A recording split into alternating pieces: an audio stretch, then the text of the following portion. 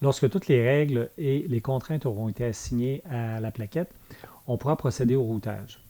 Avant de se lancer dans le routage, spécifions qu'ici, des obstacles ont été placés, ont été positionnés pour empêcher le routage. On le voit ici, l'obstacle est présent sur la couche bottom layer, on le remarque par la couleur, alors il n'y aura pas de routage sur cette couche pour le connecteur.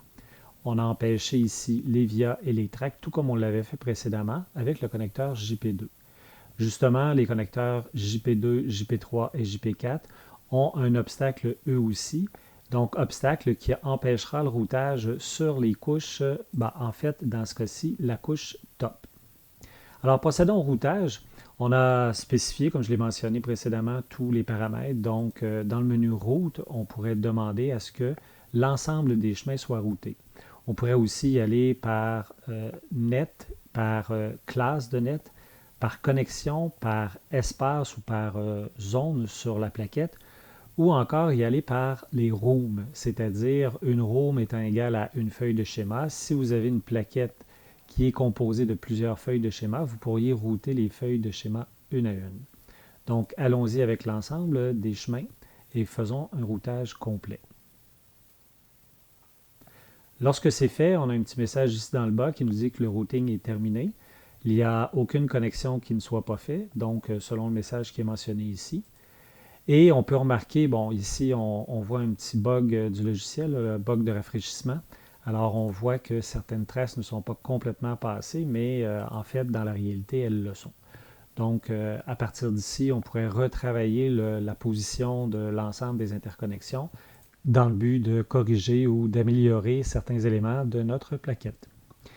Il est possible de modifier, on pourra effacer un routage, donc on sélectionne le routage, on l'efface et par la suite, pour le passer de façon manuelle, on utilise les outils qui sont dans le haut ici. Donc l'outil le plus utilisé est celui-ci.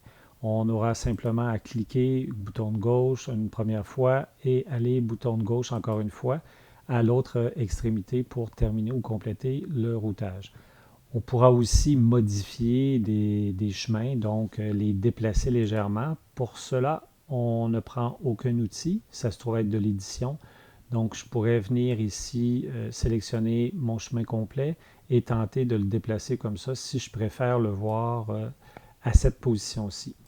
On pourra même tenter de réduire les liens qui soient soit à 90, soit à 45.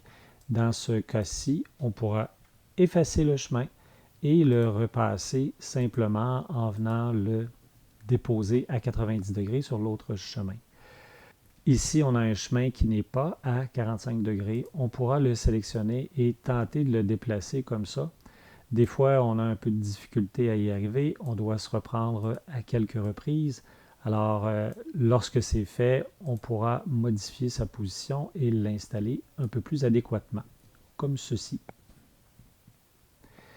On pourra en tout dernier lieu, si le routage n'est pas tel qu'on l'aurait souhaité, simplement demander au logiciel de retirer l'ensemble des chemins. Alors, c'est une possibilité qui se fait très rapidement. Et à partir de là, on pourra modifier des contraintes ou des règles et refaire le routage. Allons-y pour une dernière fois, un routage complet.